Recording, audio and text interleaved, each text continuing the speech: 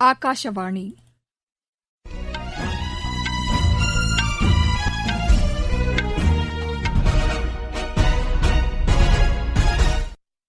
செய்திகள் வாசிப்பவர் லட்சுமி ராகவன். தலைப்புச் செய்திகள். பிரதமர் திரு நரேந்திர மோடி ஹரியானா மாநிலம் ஃபரீதாபாத் மாவட்டத்தில் உள்ள அம்ருதா மருத்துவமனையை இன்று திறந்து வைத்தார். திருநங்கைகளுக்கு மருத்துவ காப்பீடை உள்ளடக்கிய சிகிச்சை தொகுப்பு திட்டத்தை மத்திய அரசு செயல்படுத்த உள்ளது. தமிழகத்தில் நாளை நடைபெறுவதாக இருந்த பொறியியல் பட்டப்படிப்புகளுக்கான கலந்தாய்வு ஒத்திவைக்கப்படுவதாக மாநில உயர்கல்வித்துறை அமைச்சர் திரு க பொன்முடி தெரிவித்துள்ளார். ஜம்மு காஷ்மீரில் 3 நாள் வருடாந்திர கைலாஷ் யாத்திரை இன்று தொடங்கியது. 20 வயதுக்குட்பட்டோருக்கான ஆசிய வாலிபால் சாம்பியன் போட்டியில் இந்தியா இன்று ஈரானை எதிர்கொள்கிறது. இனி விரிவான செய்திகள். பிரதமர் திரு நரேந்திர மோடி ஹரியானா மாநிலம் ஃபரீதாபாத் மாவட்டத்தில் உள்ள அம்ருதா மருத்துவமனையை இன்று திறந்து வைத்தார். இந்த மருத்துவமனை 6600 கோடி ரூபாய் மதிப்பில் 133 ஏக்கர் பரப்பளவில் கட்டப்பட்டுள்ளது. இந்த மருத்துவமனை 2600 படுக்கைகளுடன் நவீன வசதிகளை கொண்டுள்ளதாக அமைக்கப்பட்டுள்ளது. பஞ்சாப் செல்லும் திரு நரேந்திர மோடி முல்லாம்பூரில் 654 கோடி ரூபாய் மதிப்பில் 300 படுக்கைகளுடன் கட்டப்பட்டுள்ள ஹோமி பாபா புற்றுநோய் மருத்துவமனை மற்றும் ஆராய்ச்சி மையத்தை திறந்து வைக்கிறார். இந்த மையம் உலகத்தரம் வாய்ந்த புற்றுநோய் சிகிச்சை வசதிகளை கொண்டதாக அமைக்கப்பட்டுள்ளதாக எமது செய்தியாளர் தெரிவிக்கிறார். திருநங்கைகளுக்கு மருத்துவ காப்பீட்டை உள்ளடக்கிய சிகிச்சை தொகுப்பு திட்டத்தை மத்திய அரசு செயல்படுத்த உள்ளது. இதற்கான ஒப்பந்தம் மத்திய சமூக நீதி மற்றும் அதிகாரமயமாக்கல் துறைக்கும் தேசிய சுகாதார முகமைக்கும் இடையே மேற்கொள்ளப்பட்டது. அத்துறைக்கான அமைச்சர்கள் திரு வீரேந்திரகுமார், திரு மன்சுக் மாண்டவியா ஆகியோர் முன்னிலையில் இது கையெழுத்தானது. அப்போது பேசிய சமூக நீதித்துறை அமைச்சர் திரு வீரேந்திரகுமார், ஆயுஷ்மான் பாரத் திட்டத்தின் கீழ் திருநங்கையர் அறுவை சிகிச்சை மேற்கொள்ளலாம் என்று தெரிவித்தார். ஆண்டுக்கு 5 லட்சம் ரூபாய் வரை மருத்துவ காப்பீடு செய்யவும் இத்திட்டத்தில் வழிவகை செய்யப்பட்டுள்ளதாக அவர் கூறினார். இந்த நிகழ்ச்சியில் பேசிய சுகாதாரத்துறை அமைச்சர் திரு மன்சுக் மாண்டவியா, திருநங்கைகளின் உரிமைகள் பாதுகாக்கப்பட வேண்டும் என்றும் நலிந்த பிரிவினருக்கான திட்டங்களை செயல்படுத்துவதற்காக பிரதமர் திரு நரேந்திர மோடி தலைமையிலான அரசு முன்னுரிமை அளித்து வருவதாகவும் குறிப்பிட்டார். பீகாரில் ராஷ்டிரிய ஜனதாதள் நாடாளுமன்ற உறுப்பினர்கள் திரு ஃபயஸ் அகமது, திரு அஸ்ஃபாக் கரீம் ஆகியோர் இல்லங்களில் மத்திய புலனாய்வு பிரிவினர் சோதனை மேற்கொண்டு வருகின்றனர். அக்கட்சியின் சட்ட மேலவை உறுப்பினர் திரு சுனில்குமார் சிங், முன்னாள் உறுப்பினர் திரு சோபுத் ராய் ஆகியோருக்கு சொந்தமான இடங்களிலும் சோதனை மேற்கொள்ளப்பட்டு வருகிறது. வேலைவாய்ப்பு மற்றும் நில அபகரிப்பு முறைகேடுகள் தொடர்பான புகாரின் அடிப்படையில் மத்திய புலனாய்வு பிரிவு சோதனை நடவடிக்கைகளை மேற்கொண்டுள்ளது. சுதந்திர இந்தியாவின் 75 ஆண்டுகால பயணத்தில் அகில இந்திய வானொலியும் இணைந்து மக்களுக்கு தேவையான பயனுள்ள தகவல்களை வழங்கி வருகிறது. சுதந்திர பெருவிழாவை கொண்டாடும் இத்தருணத்தில் இன்றைய சிறப்பு தொகுப்பில் இடம்பெறுவது இந்திய பிரதமர்களை பற்றியதாகவும் 1980ஆம் ஆண்டு ஜனவரி 14ஆம் தேதி முதல் 1997 ஏப்ரல் 21ஆம் தேதி வரை பிரதமராக பதவி வகித்தவர்கள் குறித்த முதல் தொகுப்பை கேட்கலாம்.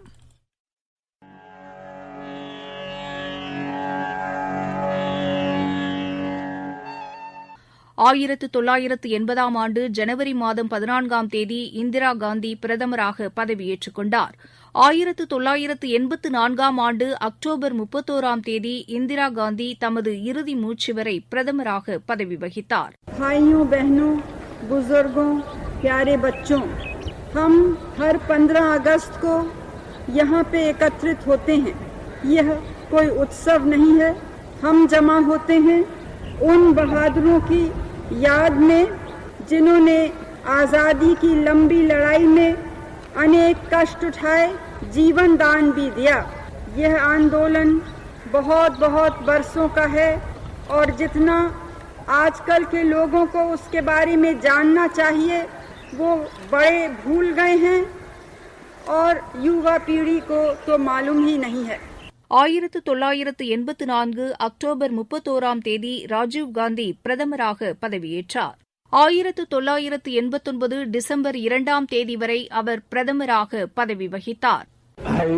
I, Rajiv Gandhi, do solemnly affirm that I will bear true faith and allegiance to the Constitution of India as by law established, that I will uphold the sovereignty and integrity of India, that I will faithfully and conscientiously discharge my duties as Prime Minister for the Union, and that I will do right to all manner of people in accordance with the Constitution and the law, without fear or favour, affection or ill will.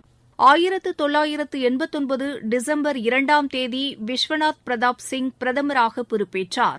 1990 November 10ஆம் தேதி வரை அவர் பிரதமராக பதவி வகித்தார்.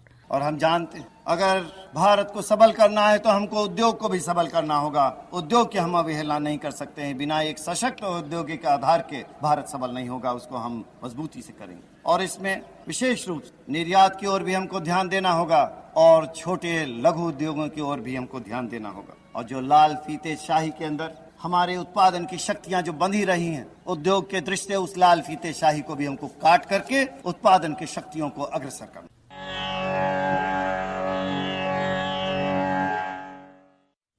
சுதந்திர இந்தியாவின் வரலாற்று பதிவுகள் அடங்கிய சிறிய தொகுப்பை அகில இந்திய வானொலியின் சமூக வலைதளங்களிலும் கேட்கலாம். நீங்கள் கேட்டுக்கொண்டிருப்பது ஆகாஷவாணியின் செய்தி அறிக்கை. தமிழகம் அனைத்து துறைகளிலும் விரைந்து முன்னேறி வருவதாக முதலமைச்சர் திரு மு க ஸ்டாலின் தெரிவித்துள்ளார். இன்று கோவையில் 662 கோடி ரூபாய் மதிப்பிலான 748 புதிய திட்டங்களுக்கு அவர் அடிக்கல் நாட்டி பேசினார். கோவை விமான நிலைய விரிவாக்கம் 1810 கோடி ரூபாய் செலவில் மேற்கொள்ளப்படும் என்றும் அவர் தெரிவித்தார். தமிழகத்தில் நாளை நடைபெறுவதாக இருந்த பொறியியல் பட்டப்படிப்புகளுக்கான கலந்தாய்வு ஒத்திவைக்கப்படுவதாக மாநில உயர்கல்வித்துறை அமைச்சர் திரு க பொன்முடி தெரிவித்துள்ளார். விழுப்புரத்தில் இன்று செய்தியாளர்களிடம் பேசிய அவர் மருத்துவ பட்டப்படிப்புகளுக்கான நீட் தேர்வு முடிவுகள் வெளியாகி 2 நாட்களுக்கு பிறகு பொறியியல் கலந்தாய்வு நடத்தப்படும் என்றும் கூறினார். பொது கலந்தாய்வு அண்ணா பல்கலைக்கழகம் நடத்துவது நாளை முதல் தொடங்குவதாக இருந்தது. இன்னும் நீட் தேர்வு முடிவுகள் வராததால் நாளை நடைபெறவிருந்த அந்த பொது கலந்தாய்வு தள்ளி வைக்கப்படுகிறது. நீட் தேர்வு முடிவு வந்ததற்கு பிறகு 2 நாட்களுக்கு பிறகு இந்த பொது கலந்தாய்வு ஆரம்பிக்கப்படும். பல்கலைக்கழகங்களிலே பொறியியல் கல்லூரிகளிலே காலி இடங்கள் வருவதை தடுப்பதற்காகவும் மாணவர்கள் அங்கேயும் பணம் கட்டி இங்கேயும் பணம் கட்டி அவர்கள் அல்லல் படுகின்ற ஒரு சூழ்நிலை வரக்கூடாது என்பதற்காகவும் மாணவர்களுடைய நலன் கருதி இந்த முடிவு எடுக்கப்பட்டு அறிவிக்கப்படுகிறது. தரையிலிருந்து வானில் உள்ள இலக்கை செங்குத்தாக தாக்கும் நவீன ரக ஏவுகணை ஒடிஷா மாநிலம் சாந்திப்பூர் கடல் பகுதியில் வெற்றிகரமாக சோதித்து பார்க்கப்பட்டது. பாதுகாப்பு ஆராய்ச்சித்துறை விஞ்ஞானிகளால் உருவாக்கப்பட்ட இந்த ஏவுகணை இந்திய கடற்படை கப்பலிலிருந்து வேகமாக பறந்து சென்று ஆளில்லா இலக்கை வெற்றிகரமாக இந்த சோதனையின்போது தாக்கி அழித்தது. இந்த ஏவுகணை சோதனையை வெற்றிகரமாக முடித்த பாதுகாப்புத்துறை விஞ்ஞானிகள் மற்றும் இந்திய கடற்படையினருக்கு பாதுகாப்புத்துறை அமைச்சர் திரு ராஜ்நாத் சிங் பாராட்டு தெரிவித்துள்ளார். ஜம்மு காஷ்மீரில் 3 நாள் வருடாந்திர கைலாஷ் யாத்திரை இன்று தொடங்கியது. டோடா மாவட்டத்தில் மலைப்பகுதியில் அமைந்துள்ள பாதிர்வா நகரில் தொடங்கியுள்ள இந்த யாத்திரைக்கான விரிவான ஏற்பாடுகளை மாவட்ட நிர்வாகம் மேற்கொண்டுள்ளது. அண்டை மாவட்டமான உதம்பூர் நிர்வாகம் மற்றும் உள்ளூர் அமைப்புகளுடன் இணைந்து மருத்துவ வசதி, போக்குவரத்து மற்றும் யாத்ரீகர்கள் தங்குவதற்கான ஏற்பாடுகளை செய்துள்ளன.